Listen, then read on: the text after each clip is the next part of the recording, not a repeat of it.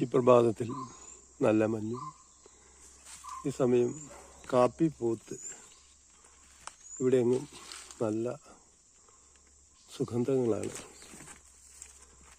ഏത് സ്ഥലത്ത് നോക്കിയാലും ഒരുപോലെ വൈറ്റ് കളറായിട്ട്, വെളുത്ത കളറായിട്ട് ഇങ്ങനെ പൂത്ത് നിൽക്കുന്ന ഒരു രീതിയാണ്. ഇപ്പോൾ ഈ പൂവ് ഇന്നലെ ഇതൊരു സൂചി പോലെ മൊട്ടായിരുന്നു. ഇത് ഇപ്പോൾ വിരിഞ്ഞ് കൊണ്ടിരിക്കുകയാണ്. അപ്പോൾ ഇന്നലെ ആ മൊട്ടായിരിക്കുന്ന സമയത്ത് മഴയായപ്പോൾ പെയ്തിരുന്നെങ്കിൽ ഈ പൂക്കളൊക്കെ നശിച്ചു പോകുമായിരുന്നു. അതുകൊണ്ട് തന്നെ മഴയില്ലാതെ ഇന്ന് മഞ്ഞായതുകൊണ്ട് വളരെയധികം ഭംഗിയായിട്ട് വന്നു. ഇന്നത്തെ ഒരു ദിവസവും കൂടി വെയിൽ ഉണ്ടെങ്കിൽ ഇത് ഒരിക്കലും പൂക്കൾ പോകില്ല. ഈ മഴ കിട്ടണമെന്നുണ്ടെങ്കിൽ ഒരു ആഴ്ച കഴിഞ്ഞ് 2 ആഴ്ച കഴിഞ്ഞ് മഴ വന്നാൽ വളരെ നല്ലൊരു കാര്യമാണ്. അതാണ് കാപ്പിയുടെ പൂക്കൾ. ഇതുപോലെ തന്നെ ഉണ്ടാകും. ഇനി കാപ്പി ആയി പഴുക്കുമ്പോൾ ഈ രീതി തന്നെ നമുക്ക് കാപ്പി ഉണ്ടാകും. ഇതിനെക്കാട്ടും കുറച്ചുകൂടി വലുപ്പത്തിലുണ്ടാകും. എൻ്റെ ഒരു പൂക്കളാണ്. ഇതുണ്ട്, കാണാൻ തന്നെ എന്ത് ഭംഗിയുണ്ട്, എത്ര മനോഹരമാണ്. അപ്പോൾ ഇങ്ങനെ കാപ്പിത്തോട്ടത്തിൽ ഇതൊരു സീസണാണ്. ഈ സീസണിൽ മാത്രമേ പൂക്കുള്ളൂ. ഇനിയിപ്പോൾ ഈ കാപ്പി 2027 കാപ്പിയാണ്. 2027 ഇത് പറിക്കുള്ളൂ. 2026 പൂത്താലും ഒരു വർഷക്കാലം ഇതിങ്ങനെ ഉണ്ടാവും. ഇനി അടുത്ത ഡിസംബർ മുതൽ, ഈ ഡിസംബർ മുതൽ അടുത്ത ജനുവരി, ഫെബ്രുവരി, മാർച്ചിനുള്ളിൽ കാപ്പി പറിച്ച് തീരും. അത്ര നല്ലൊരു കാണാനായിട്ട് ഇവിടെ എവിടെ നോക്കിയാലും ഒരുപോലെ വെളുത്ത കളറാണ്. ഞാൻ കുറച്ച് അധികം പൂക്കളുള്ളത് എടുക്കാം. ഈ കാണുന്ന ഇതുപോലെ തന്നെയാണ് തോട്ടം മുഴുവനും. എല്ലാ സ്ഥലത്തും ഒരുപോലെ വെളുത്തിരിപ്പുണ്ട് പൂക്കളായത്. കാപ്പിയുടെ നല്ല പൂക്കളാണ്. നല്ല കരുത്തോടെയാണ് വന്നേക്കുന്നത്. ഇതാണ് നല്ല കരുത്തോടെ എന്ന് വെച്ചാൽ ഗ്രോത്തായിട്ട് വന്നിട്ടുണ്ട്.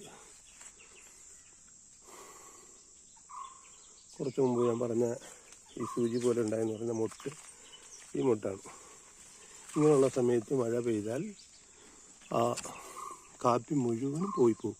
അതുകൊണ്ട് മഴ പെയ്യാതിരുന്നത് കുറച്ച് നല്ലതായി. കഴിഞ്ഞ ആഴ്ച പെയ്ത മഴക്കാണ് ഈ കാപ്പി ഇങ്ങനെ പൂത്തിരിക്കുന്നത്. കാപ്പി പൂക്കാനായിട്ട് മാക്സിമം 1 ഇഞ്ച് മഴ കിട്ടിയാലും മതി. 1 ഇഞ്ച് മഴക്ക് ഇതുപോലെ പോകും. ഇനി ഇതിൻ്റെ ബാക്കിംഗ് എന്ന് പറയും. ഈ പൂക്കളൊക്കെ കരിഞ്ഞതിന് ശേഷം, അപ്പോൾ അതൊരു 10-20 ദിവസം കഴിഞ്ഞ് ഒരു മഴ കിട്ടുകയാണെങ്കിൽ വളരെ വളരെ നല്ലതായിരിക്കും. അപ്പോൾ കാപ്പിയുടെ പൂവിന് ഇങ്ങനെ വേണം നമ്മുടെ കാപ്പി എന്ന് പറഞ്ഞാൽ. പക്ഷേ ഇതിനെക്കാട്ടും വേറൊരു ചെടിയുണ്ട്, ഞാനതൊന്ന് കാണിച്ചു തരാം. അതാകുമ്പോൾ കാപ്പി കൂടുതലുണ്ടാവും. അതിൻ്റെ കാരണവും പറഞ്ഞുതരാം. ഇതിൻ്റെ ഇലകൾ ശ്രദ്ധിച്ചോളൂ. ഇങ്ങനെ ഇത്രയും വലിപ്പമുള്ള ഇലകൾ ഉണ്ടെങ്കിൽ അതിൽ കാപ്പി വളരെ കുറവായിരിക്കും പിടിക്കുന്നത് കേട്ടോ. ഇതിൻ്റെ മറ്റുള്ള കാപ്പി പിടിക്കുന്ന ചെടിയെ കാണിച്ചു തരാം. ഈ ഇലകൾ കണ്ടോ, ഇത് വളരെ ചെറിയ നേർത്ത ഇലയാണ്. ഇങ്ങനെയുള്ള ചെടികളിൽ കണ്ടമാനം കാപ്പികളുണ്ടാവും. പക്ഷെ ചെടി കരുത്ത് പോരാത്തതുകൊണ്ട് അത്രയും കാണുന്നില്ല. കണ്ടോ, മഞ്ഞ് കാരണം ഇത്ര നേരമായിട്ടും സൂര്യൻ ഉദിച്ചു വന്നത് കണ്ടില്ല. അത്രത്തോളം മഞ്ഞുണ്ട്. പിന്നെ ഇവിടെ നോക്കിയാലും നല്ല വെള്ള പുതച്ച പോലെ ഉണ്ട്. ഇതുണ്ട്. ഇതുപോലെ ഈ നേർത്ത ഇലയാണ്. ഇങ്ങനെ ഉണ്ടെങ്കിലാണ് കാപ്പി കൂടുതൽ പിടിക്കുക. പക്ഷെ ഇത് കരുത്ത് പോരാത്ത കൊണ്ട് ഇങ്ങനെയുള്ളത്. ഇല എപ്പോഴും വളരെ ഇങ്ങനെ ഉണ്ടാകണം. ഇതാണ് കൂടുതൽ കാപ്പി പിടിക്കുന്ന ചെടിയുടെ ലക്ഷണങ്ങൾ. പറയാൻ ഒരു കാര്യം കൂടി വിട്ടുപോയി. ഈ കാപ്പിയുടെ പൂ ഇപ്പോൾ ഭയങ്കര നല്ല മണമാണ്. പക്ഷേ മണമെന്ന് പറഞ്ഞു കഴിഞ്ഞാൽ അത് എല്ലാവർക്കും പിടിക്കില്ല. ചിലർക്ക് ഈ പൂവിൻ്റെ മണം കേട്ടാൽ തലവേദന ഉണ്ടാകും, അല്ലെങ്കിൽ ചിലർക്ക് എന്താ ഒരു ഇറിറ്റേഷൻ ഉണ്ടാകും. അപ്പോൾ ഇതുകൂടി ഒന്ന് ഞാനതിൽ ഓർമ്മപ്പെടുത്തി എന്ന് മാത്രമേ ഉള്ളൂ. ഇതാണ് നമ്മുടെ കാപ്പിയുടെ രീതി.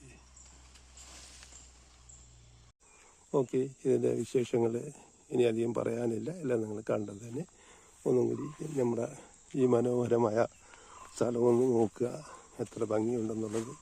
കണ്ട, ഏത് സ്ഥലത്ത് നോക്കിയാലും ഒരുപോലെ വെളുത്തിരിക്കുകയാണ്, അതുപോലെ മഞ്ഞും മൂടിക്കൊണ്ടിരിക്കുകയാണ്. നിങ്ങൾക്ക് എപ്പോൾ വേണമെങ്കിലും ഈ സ്ഥലത്ത് വരാൻ നിങ്ങൾക്ക് പറ്റും. നിങ്ങൾക്കിവിടെ 2 റിസോർട്ടുകളുണ്ട്. താമസിക്കാൻ ദൂരത്തുള്ളവരെങ്കിൽ താമസിക്കാൻ 2 റിസോർട്ടുണ്ട്. അപ്പോൾ നിങ്ങൾ എൻ്റെ ഈ വീഡിയോ കണ്ടിട്ട് കമൻസായിട്ട് ചോദിക്കുകയാണെങ്കിൽ ഞാൻ പറഞ്ഞു തരാം. ഓക്കെ എന്നാൽ ബൈ.